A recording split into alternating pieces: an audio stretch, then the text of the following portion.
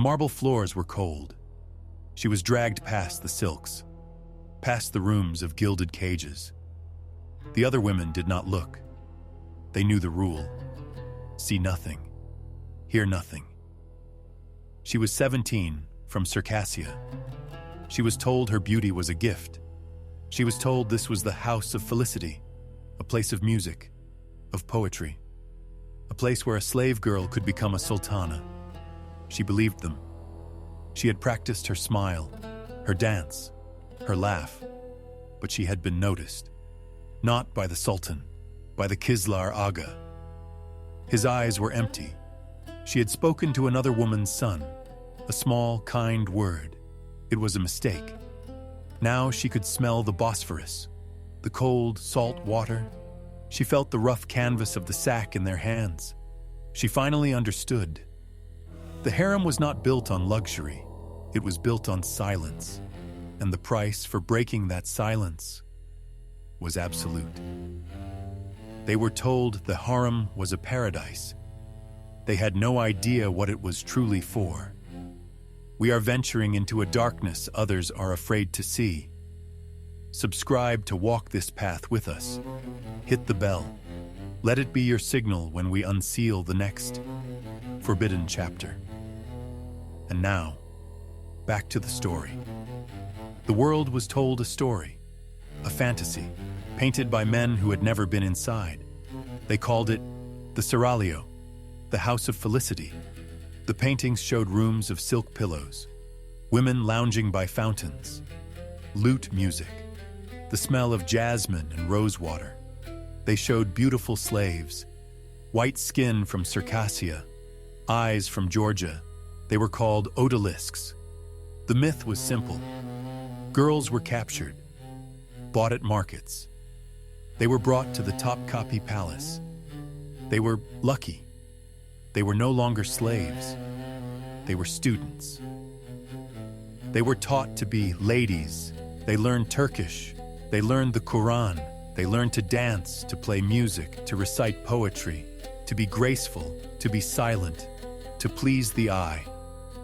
They waited for one thing, the gözde, to be in the eye of the Sultan, to be chosen. The myth said he would drop a silk handkerchief, a single night. If that night produced a child, her status changed. If it was a son, she had power. If her son one day became Sultan, she would become the Valide Sultan, the Queen Mother. A slave, now the most powerful woman in the empire. This was the story of Hurrem Sultan. This was the dream, the false hope they sold to every new arrival. And what of the hundreds of others? The women who were not chosen? The public story was kind. They were retired. After 9 years of service, they were freed. They were given a pension. They were married off to generals and governors. A comfortable life, a reward for their loyalty. The harem was a school, a civilized institution. The guards were the eunuchs, the Kizlar Agha, the chief black eunuch. In the myth, they were sterile protectors, mutilated men who posed no threat. They were administrators. They managed the household. They kept the peace. It was a brutal, simple system of patronage, a path to power, or so it seemed. But there were details that did not fit the story. Whispers in the stone halls, the sound of a heavy object in the middle of the night, the cold draft from the Bosphorus. The record spoke of insubordination, of illness, of transfers to the old palace. But the numbers didn't add up. The story was neat. It was tidy. And it was a lie. The House of Felicity. The name was the first lie. It was Darusade. But happiness was forbidden. The first crack in the myth is the Kizlar Agha. The public story called him a guardian, a sterile administrator. This was a grotesque joke. He was the judge, the jailer, the executioner.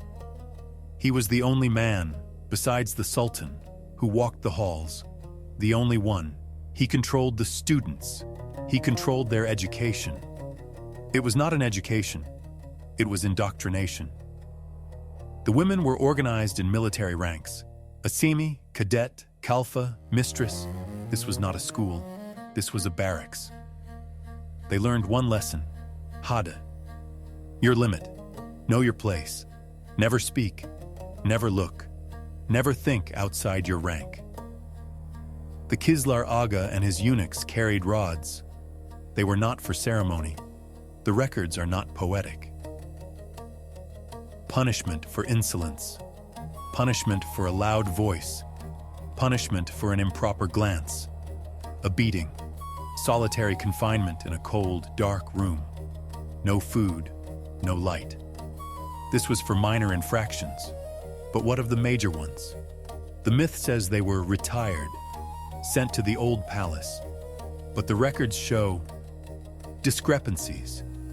A woman accused of buyu, witchcraft, simply vanishes from the books.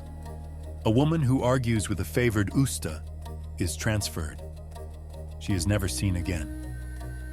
Why would they send a corrupted woman to the old palace? To infect the others? It made no sense. Then, the rumors that escaped the walls. Sultan Ibrahim. The mad. In 1648, a rumor reached him. One of his concubines had been compromised by an outsider. He demanded a name. No one spoke. His paranoia was absolute. The story, the one whispered in the markets, is that he ordered all 280 women of his harem seized, bound, thrown into the Bosphorus. Historians call this an exaggeration, a fabrication, but the method was not. The crack is not the number, it is the sack. It was the standard recorded punishment for adultery, or even suspicion of it. The Kizlar Agha's own logbook, a concubine, found to be insubordinate. She was not beaten, she was not retired, she was bound. She was put in a weighted canvas sack. The entry is cold, precise. Disposed of in the water. The lie of retirement was not to protect the women's reputation. It was to hide the method. The public myth of a gilded cage was horrific. But the truth of a silent, systematic slaughterhouse was worse. The drowning was not the exception. It was the rule. The real story is not about sex. It is about order. The harem was a machine. Its product was a single, legitimate heir. Everything else, every woman, every child, was a potential flaw in that machine. And flaws were not retired.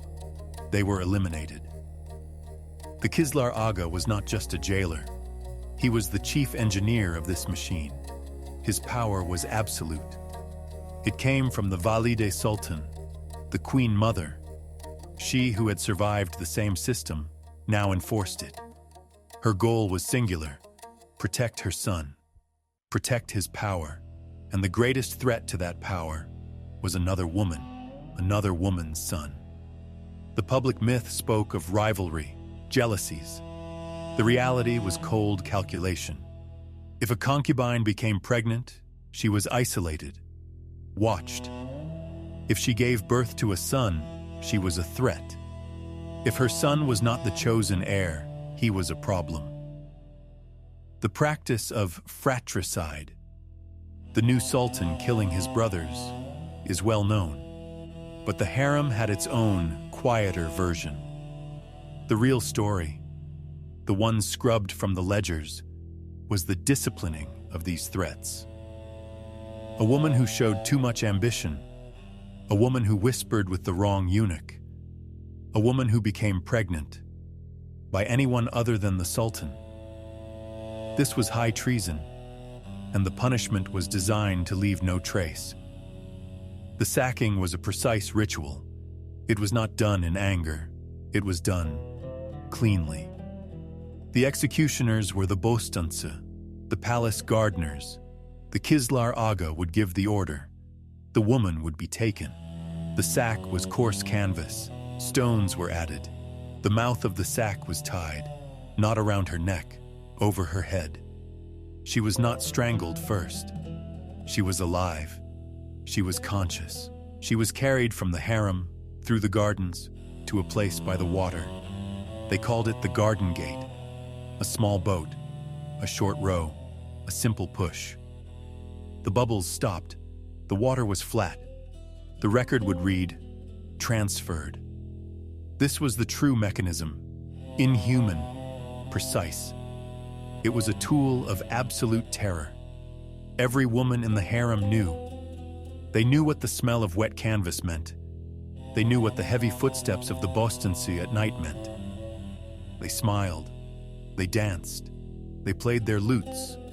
Because the slightest mistake, the slightest suspicion, meant the sack, meant the cold, meant the dark water. But why?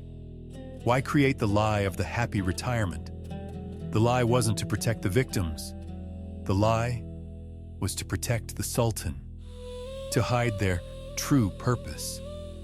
The true purpose was not luxury. It was not pleasure. It was breeding.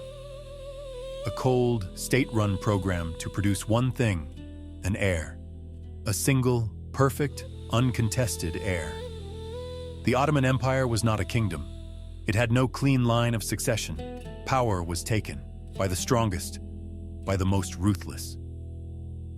A sultan's greatest threat was his own blood, his brothers, his nephews, his sons. The harem was the factory floor. It was designed to control this single, dangerous variable. Every woman was a vessel. Every child was a potential rival. The system, the terror, was not cruelty. It was quality control. The lie, the public myth, was the most important tool. The Sultan was the Caliph, the shadow of God on earth. He could not be seen as a butcher, a man who drowned women in sacks. The myth of the House of Felicity was propaganda. It hid the cold, inhuman function of the machine. It presented a factory of eugenics as a paradise of poetry and music. The myth also controlled the victims. The hope of becoming a sultana was a more effective leash than fear. The lie made them compete to enter the machine. It made them compliant. This perfect dark system, built on silence. How did it finally break? It did not break. It rusted. The empire grew weak. The sultans grew decadent, paranoid. Sultan Ibrahim the Mad, Sultan Murad V. They lost control. Their discipline became sloppy. The quiet thud in the water became a public rumor. The machine, once precise, was now just a place of murder. It rotted from the head down. The harem, once the engine of the dynasty, became its tomb. The system did not end by choice. It ended when the empire was destroyed. In 1909, the Young Turks deposed the last true sultan, Abdulhamid II. The revolution tore the palace open. The gates were unlocked. The eunuchs were pensioned. The last women, old, forgotten, were set free.